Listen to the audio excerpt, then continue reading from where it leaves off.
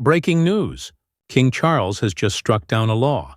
Parliament is in chaos, and what the Prime Minister said next could end his career tonight. This isn't a rumor. It's happening right now. Yesterday at exactly 4:12 p.m., King Charles used a royal power that hadn't been touched in 47 years, the royal assent refusal.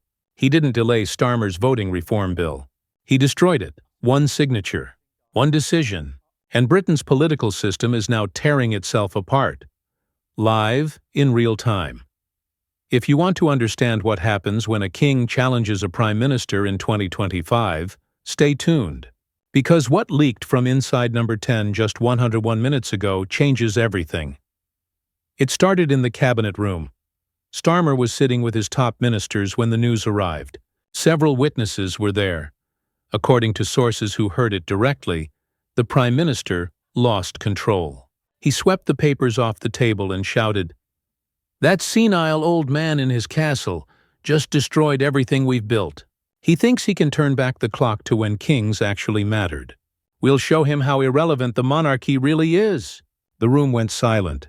Even his closest advisors were stunned. One cabinet minister later told colleagues, "I've served under 3 prime ministers, and I've never heard anyone talk about the monarch with such contempt." Within 2 hours, that quote leaked to 3 newspapers. Someone inside that room clearly wanted the world to see who Starmer really is. From there, all hell broke loose. Parliament turned into a war zone. Labour MPs shouted across the chamber at Conservatives. Deputy Speaker Eleanor Lang had to suspend the session 3 times because no one could hear over the shouting. Then, Conservative MP Jacob Rees-Mogg stood at the dispatch box and declared, "The Crown has reminded this arrogant government that Britain is a constitutional monarchy, not a Labour dictatorship." The Conservative benches erupted in cheers. Labour MPs sat in shock, some visibly shaking. Constitutional Affairs Minister Nick Thomas-Symonds stormed out of the room, face red, fists clenched, refusing to speak to anyone. But the real chaos wasn't in the chamber. It was in the corridors. Labour whips scrambled to stop a total party collapse, and they failed. By midnight, the Labour government was falling apart. 3 senior cabinet members had resigned, one after another. The first to go was Transport Secretary Louise Hay. Her resignation letter, already leaked to the Times, read like a political obituary. "I cannot serve a prime minister who shows such deep contempt for the constitutional order that has upheld British democracy for centuries." Next came Foreign Secretary David Lammy. Furious after seeing the latest polling numbers, he reportedly threw a water bottle against the wall and shouted that Starmer had burned down the party for his own pride. Then came Chancellor Rachel Reeves. She was overheard telling her allies, "If he doesn't resign by Monday, we remove him ourselves. I'm not going down with this ship." This wasn't politics anymore, it was open rebellion. The government was devouring itself from the inside. Then something truly historic happened. At 7:30 p.m. last night, King Charles broke 70 years of royal silence and spoke directly to the nation. Standing beneath portraits of Queen Elizabeth II and King George VI, he looked into the camera with calm but unmistakable firmness.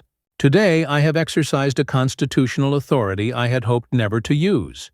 But when legislation threatens the foundations of our democracy, when it seeks to alter the compact between Crown, Parliament, and people without proper mandate, silence becomes complicity. I will not be complicit in dismantling the British constitutional tradition." According to palace insiders, the king spent 3 days consulting constitutional scholars, former prime ministers, and senior judges before acting. Former PM John Major even spoke with him for 90 minutes, discussing historical precedents. This was no impulse. It was deliberate and calculated. The impact was immediate. Within 90 minutes of the king's speech, the pound sterling plunged 3.2% against the dollar, the steepest one-day drop since Brexit. Markets in London, New York, and Tokyo reacted in panic. Traders dumped British assets. More than $188 billion was wiped from the FTSE 100 in a single session. By midnight, Labour's internal polls showed disaster.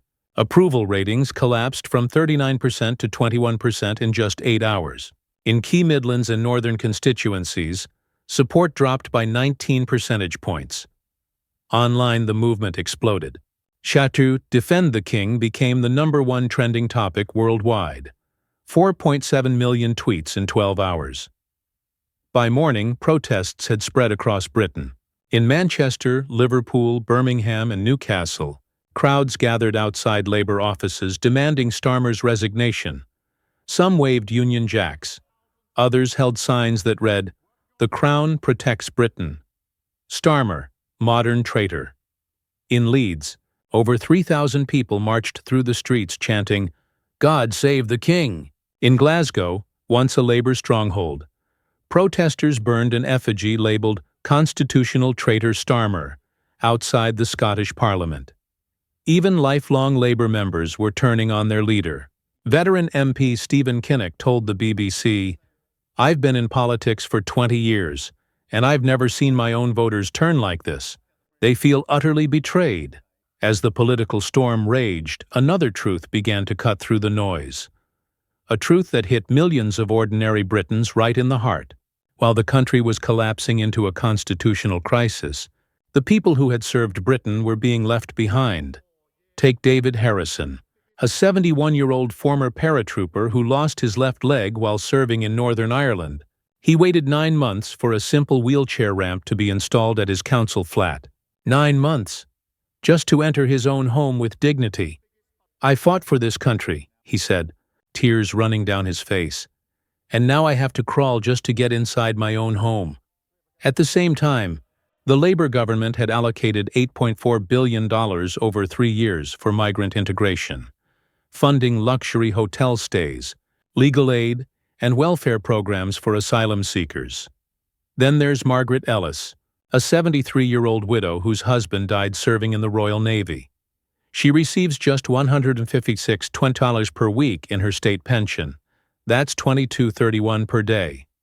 Meanwhile, asylum seekers living in government-funded hotels receive food, accommodation, and services worth around $40 per day, nearly double what Margaret gets after her husband gave his life for Britain. She heats only one room during winter. She eats one meal a day. When she wrote to her Labour MP for help, she got a standard form letter about budget priorities. The contrast was shocking, and Britons across working-class communities saw it for what it was: a moral betrayal.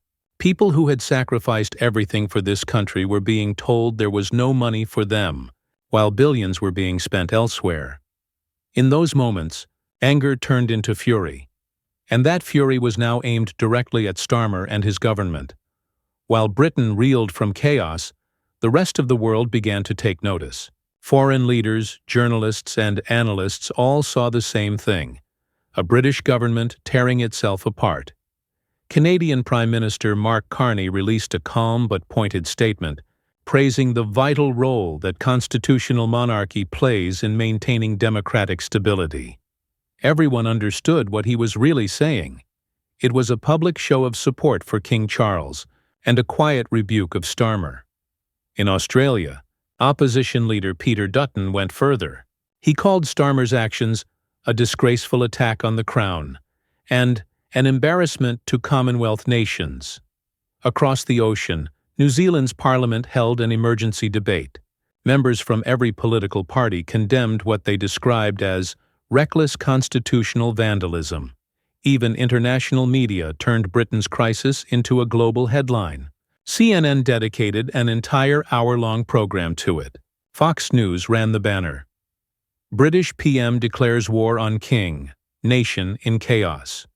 The Wall Street Journal published an editorial titled "The Collapse of British Political Wisdom." In less than 24 hours, Britain had become the international story. Then came the bombshell. The Telegraph obtained leaked government documents, and what they revealed was staggering. The papers showed that Starmer's inner circle had predicted this exact scenario 6 weeks ago. They knew King Charles might refuse the bill. They planned for it, and according to the documents, their strategy was chillingly clear. If the king intervened, Labour would use that as justification to strip the monarchy of its remaining constitutional powers, permanently. If those leaks are real, they prove this wasn't a political blunder. It was deliberate. Starmer may have intentionally provoked a confrontation with the king to create a crisis big enough to justify dismantling the Crown's authority altogether. Think about what that means. The Prime Minister of the United Kingdom, the man sworn to protect the Constitution, may have tried to engineer the end of 1,000 years of British tradition. This wasn't just a betrayal of the monarch. It was a betrayal of every citizen who believes in the balance that has kept Britain stable through wars, recessions, and revolutions. As Labour collapsed, one man moved fast to fill the vacuum: Nigel Farage. While Downing Street panicked, Farage appeared on GB News calm, smiling, and ready. "King Charles has done what millions of us have begged for," he said. He stood up for Britain. "While Labour tears down our traditions, Reform UK will defend them. While Labour serves global elites, we serve the British people." Those words exploded across social media. Within 24 hours, Reform UK's membership website crashed 3 times under the surge of new supporters. Small donors flooded party headquarters. Local organizers who had struggled for years suddenly had queues of volunteers outside their doors. A YouGov poll released this morning confirmed what everyone suspected. The political map of Britain had been shaken to its core. Conservatives, 31%. Labour, 23%. Reform UK, 26%. For the first time in modern history, Nigel Farage was no longer a protest voice. He was within striking distance of becoming Britain's next Prime Minister. Inside number 10 Downing Street, panic had become the daily routine. Emergency meetings stretched past 2 a.m. Ministers shouted, slammed folders, demanded someone take control. But no one could. One senior cabinet official, speaking off the record, described the scene bluntly. "Keir looks destroyed. He barely talks. He just stares at the polling data like he's watching his own funeral." Deputy Leader Angela Rayner quietly began contacting moderate MPs, promising calm leadership and respect for the Constitution. Classic signs of a leadership bid. Shadow cabinet members who once fought for Starmer's attention now avoided him completely, refusing television interviews and skipping strategy calls. The sense of collapse was total. The question inside number 10 was no longer whether Starmer would fall, but how soon. The next 72 hours would decide Britain's future. Inside Westminster, chaos turned to open revolt. Emergency votes of no confidence were being drafted. Constitutional lawyers worked overnight, preparing Supreme Court challenges in case the government tried to cling to power. Even senior military figures, normally silent, privately voiced concerns about the nation's stability. In less than a week, Britain had gone from a functioning democracy to a government imploding on live television. Behind the scenes, senior Labour MPs began counting numbers, who would back Starmer and who would not. But the reality was clear. His premiership was finished. The only debate left was how to remove him without triggering total collapse. Now the question echoing through every newsroom and boardroom was simple. What happens next? Would the monarchy emerge stronger than ever, seen as the last guardian of the Constitution? Or would this crisis fuel calls to abolish the Crown entirely, turning Britain into a republic? Could Reform UK, riding a wave of anger and patriotism, actually seize power? Or would the Conservatives, battered but experienced, reclaim control from the ruins of Labour's collapse? Every scenario seemed possible. For the first time in decades, the foundation of British politics felt like it was cracking in real time, visible to the world, second by second. Television anchors spoke in hushed tones. Social media burned with theories. In pubs, cafes, and living rooms, people asked the same question. Is this the end of the Britain we know? Historians will study this week for generations. The week Britain either remembered its roots or abandoned them forever. Because this isn't just a political story anymore. It's about the soul of a nation. So now the real questions stand. Does Starmer resign by Monday, or do his own MPs force him out? Did King Charles just save British democracy, Or ignite a storm that could destroy the monarchy itself? And could Nigel Farage actually ride this political earthquake all the way to Downing Street? Britain is watching itself unravel live, on television, online, and across headlines that will soon become history. And tomorrow, as the leaks continue and the truth unfolds, one thing is certain: the old order is gone. The new one is already being written.